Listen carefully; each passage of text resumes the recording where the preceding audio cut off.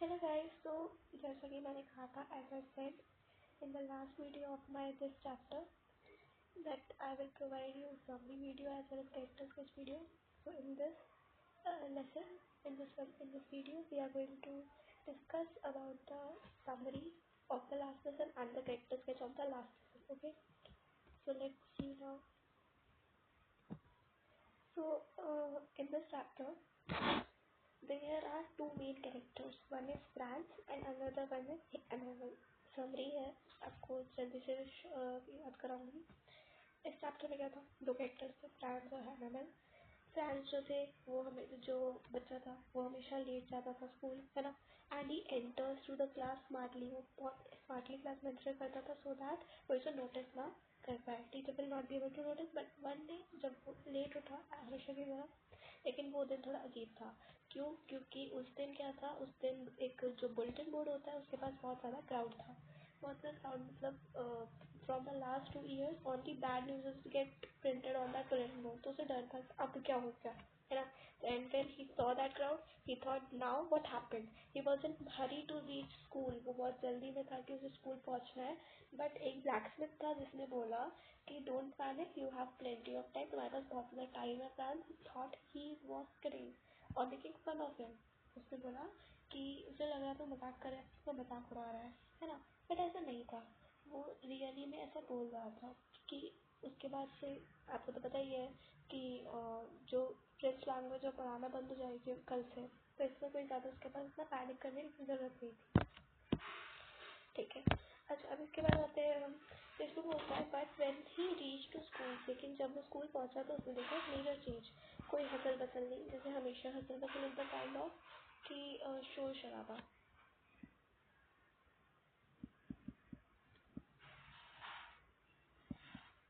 Hustle bustle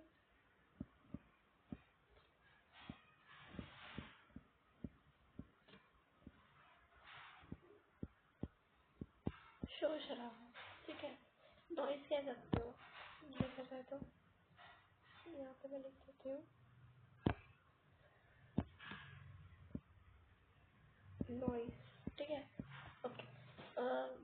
was pin drop silence. वहाँ पे pin drop silence था. और एन हेमल जो थे बहुत ज़्यादा डिफरेंट ड्रेस में थे विच ही वोर ऑन दी आइदर या तो इंस्पेक्शन डे पे या फिर कोई प्राइस डे पे.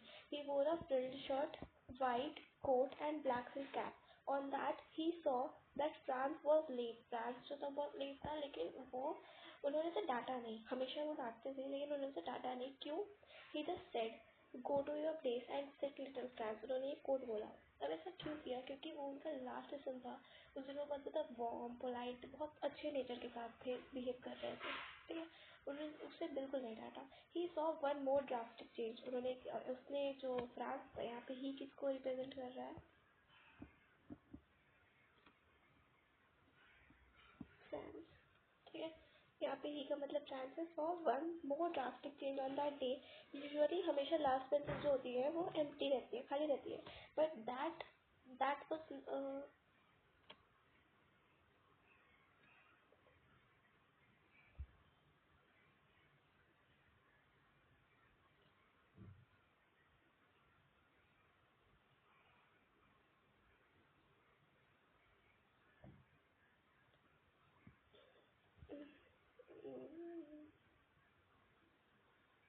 but that was not on that day. ठीक है. यहाँ पे एक करेक्शन कर लेना.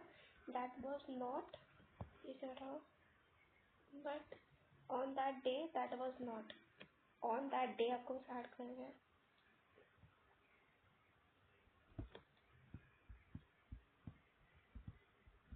on that day that was not. Villagers was there and France was not getting all these hints why all this is happening. उसे नहीं समझ आ रहा था ये सब क्यों हो रहा है. When MML said that this is the last lesson, उसने जब कहा कि MML जो थे टीचर, उन्होंने कहा कि हमारा लास्ट लेसन है और French and from tomorrow new teacher आएगा जो कि आपको टीच करेगा German language. Because an order came from Berlin. अरे कैसे टाइपिंग हुई है. From Berlin that from tomorrow no from Berlin कि क्या that from tomorrow no French language will be going to teach in the school of Alsace and Lorraine. Alsace और Lorraine में नहीं पढ़ाई जाएगी. ठीक है. अच्छा, अब इसके बाद क्या हुआ? Everyone became sad. सबके sad हो गया because they realized that due to their carelessness they don't know their own language and same little Franz felt. When जब MML ने कहा कि to read those participles, मतलब जब MML ने कहा कि अब तुम्हें participles read करने हैं, तो he was unable to read, वो नहीं read कर पा रहा था क्योंकि उसे एक single word नहीं आता था किसका, French language का. He was guilty था, guilt feel कर रहा था कि उसने MML ने जब लेकिन MML ने क्या कहा, all fault is not yours, something is mine, something is of your parents. अच्छा, something is mine का मतलब क्या था? something is mine का मतलब ये है कि या फिर मैंने बताया था कि वो उसे गार्डन में पानी देने भेज देता था, तो कुछ सामान लाने भेज देता था, और या फिर कभी कभी छुट्टी कर देता था, और जो उसके पेरेंट्स का क्या फॉल्ट था कि वो उसे काम पे बुलाते थे, काम करवाते थे ताकि उन्हें ज़्यादा अर्निंग हो. तो इससे दोनों का फॉल्ट भी है, सिर्फ फ्रांस का फॉल्ट नहीं है. Then M. Hamel started teaching lesson of grammar. उन्होंने फिर grammar पढ़ाना start किया. There was a pin drop silence. Only pen and paper scratching was there. जो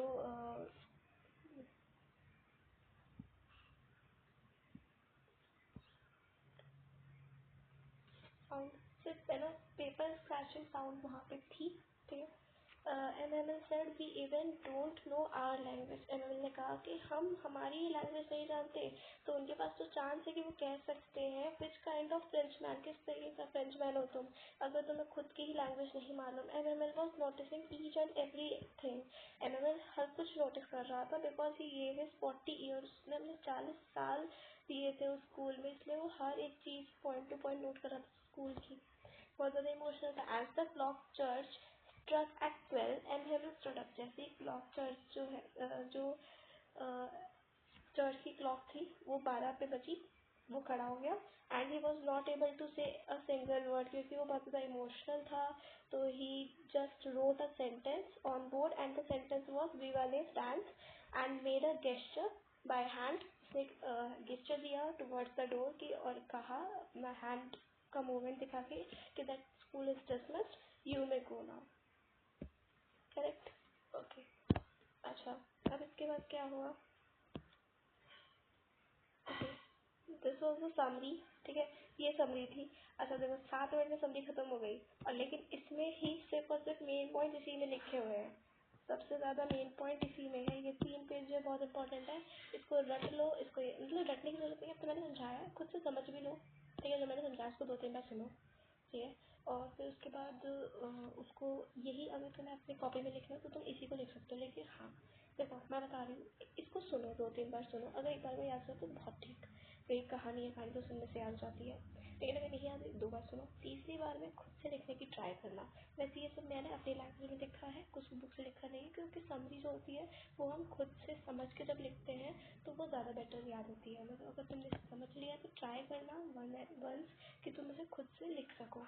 लेकिन अगर नहीं लिख पा रहे हो खुद से, देन मतलब समझ लिया है लेकिन लिख नहीं पा रहे हो, तो फिर इसे देख के लिख सकते हो. लेकिन बाद में ग्रामर की क्लास भी होगी, तो किसी को ये होता है कि स्टोरी समझ आ गई, लिख नहीं पा, सेंटेंस रिकॉर्ड कर पा रहे हैं, तो सेंटेंस फॉर्मिंग की भी क्लास में लूँगी, ग्रामर की भी क्लास लूँगी.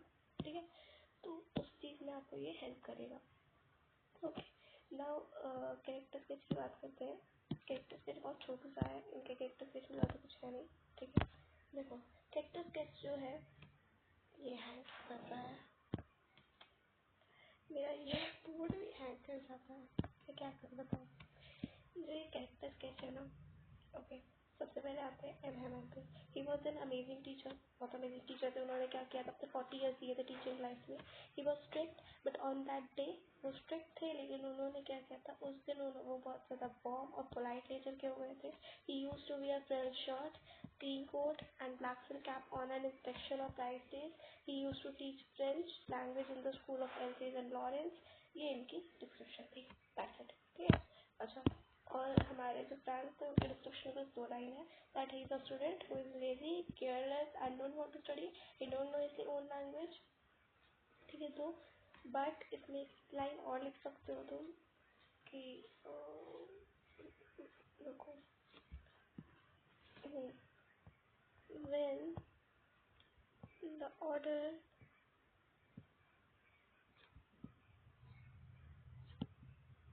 came from Berlin,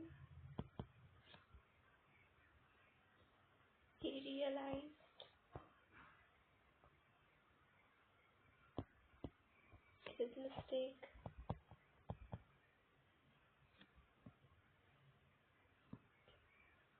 and felt guilty. Okay, ये एक लाइन और ऐड कर सकते हो, ठीक है, ये एक लाइन और ऐड कर लेना, दैट्स इट। तो कैरेक्टर स्केच पर ये तो हो गया। अच्छा, 10 मिनट की वीडियो में तो समरी हो गई, करेक्ट हो गई, प्रॉपर हो गई है ना। अब इसमें ज़्यादा कुछ करना नहीं। अब देखो मैं सिर्फ एक चीज़ बता दूँ कि इतनी समरी काफ़ी है, ठीक है। कैरेक्टर स्केच मैंने बता दिया है, कैरेक्टर स्केच मैंने बता दिया है। अच्छा, अब मैं तुम्हें कुछ इन्फॉर्मेशन दे देती हूँ, ठीक है। एक मिनट, इस पर नहीं लिखूँगी क्योंकि फिर ये गलत हो जाएगा, फिर समझ नहीं पाओगे इस पीडीएफ को। अच्छा हाँ, बताती हूँ, एक सेकेंड। देखो, तुम्हें जो नोट्स मिलेंगे, करेक्ट, तुम्हें जो नोट्स मिलेंगे, notes will be provided on IG. IG पे तुम्हें पीडीएफ मिलेगी, पीडीएफ तुम्हें अपलोड कर दी जाएगी, मतलब PDF in the format of photos provide करी जाएगी। आईजी आईडी है smart_study11, ठीक है, ये आईडी है। और ठीक है, और इसका जो पार्ट 1 है जिसमें डिटेल्ड वीडियो जो है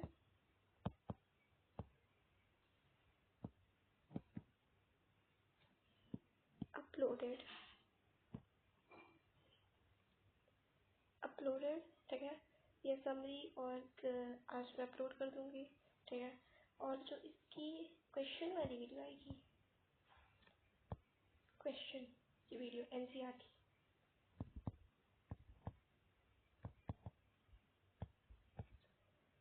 वो आएगी, I will upload later on, ठीक है, 2-3 दिन में,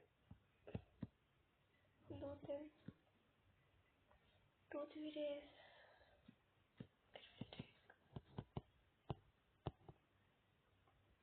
ठीक है।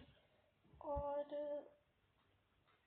आइदर इसके अंदर भी कवर हो सकती है, मतलब आज के बाद, आज तो नहीं आएगी वो वीडियो, और जैसे आज आधी अपलोड हो रही है उसके 2-3 दिन बाद आएगी, ठीक है, मतलब परसों ऐसे आ सकती है वीडियो, ठीक है।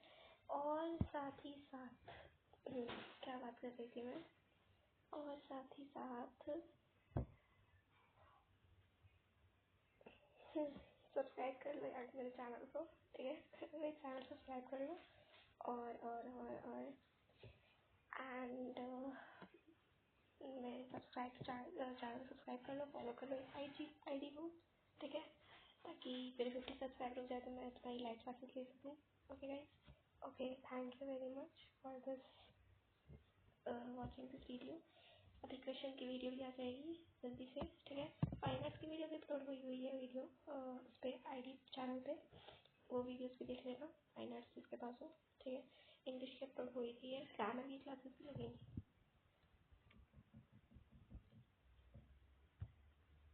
Grammar classes